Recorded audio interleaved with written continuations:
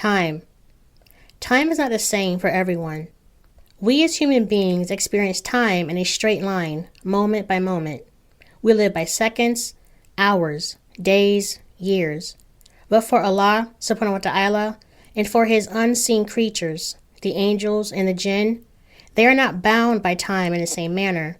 The Qur'an clearly states, Surah 22, Ayat 47, a day with your Lord is like 1,000 years of what you count. Surah 32, Ayat 5. He arranges each matter from the heavens to the earth. Then it will ascend to him in a day, the extent of which is 1,000 years of those which you count. Surah 70, Ayat 4. The angels and the spirit will ascend to him during a day, the extent of which is 50,000 years.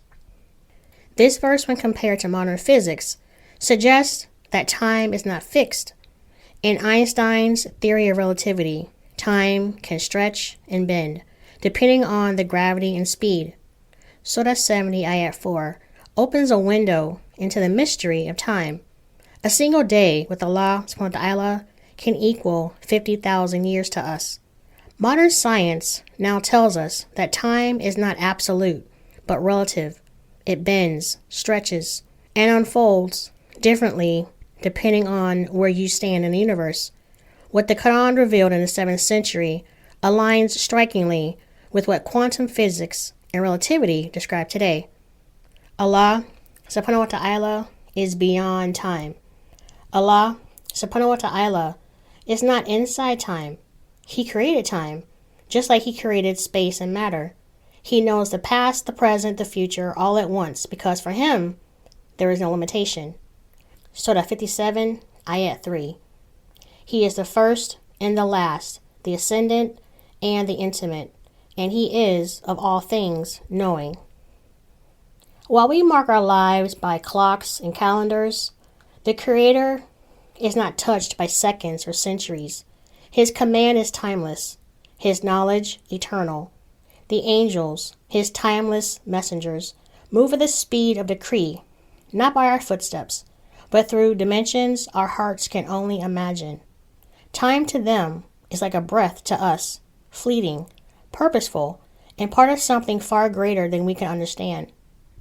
In physics, quantum tunneling is when a particle passes through a barrier it shouldn't be able to cross, like a ball rolling uphill and somehow appearing on the other side without ever going over the top.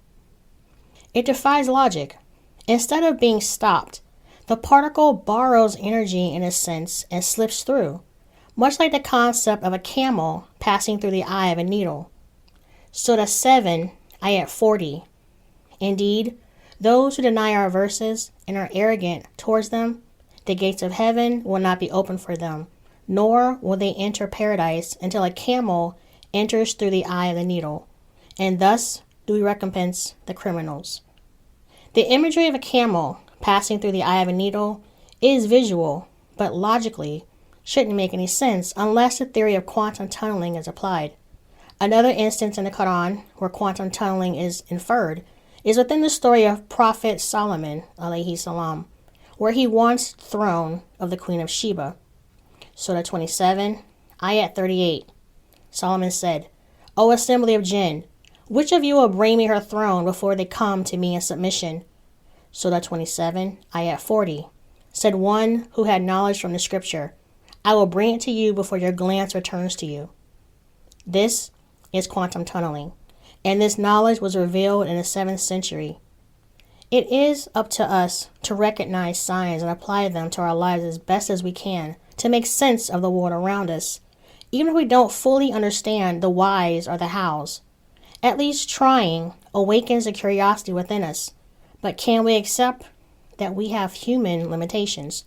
Quantum tunneling shows that even at the smallest level of existence, things don't obey human expectations, hinting that Allah's design operates beyond our limited rules, that the creator of everything has an intelligent design for his creation, and it behaves accordingly.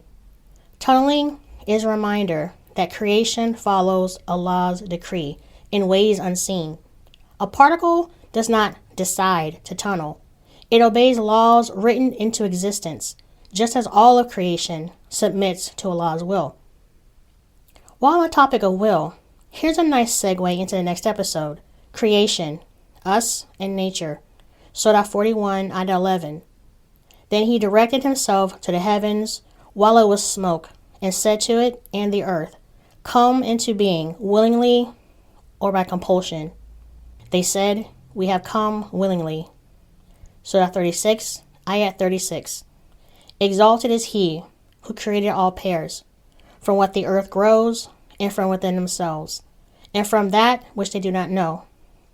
Creation has pairs, and there are some that exist which we don't even know about, or can't physically access. Maybe that's a good thing. Assalamu alaikum, and I'll see you in the next video.